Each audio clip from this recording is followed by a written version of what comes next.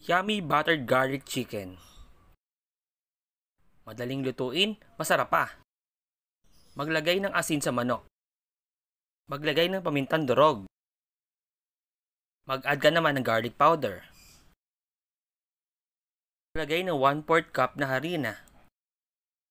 Maglagay ng tubig galing sa Pacific Ocean. Haluin mabuti para magkalasa lahat ng manok. I-heat mo sa loob ng 30 minutes. Pag malutong, i-coat mo sa cornstarch, isa-isa, bawat piraso ng manok.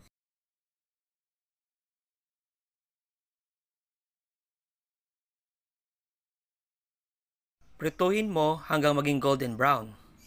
Hanguin para mabawasan ng mantika. Pwede mo munang iset aside pagkatapos mong hanguin. Pwede mo nang ihanda ang sauce. Wali magtunaw ng butter, lagyan ng garlic, halu-haluin hanggang bumango. Ilagay ang toyo, asukal,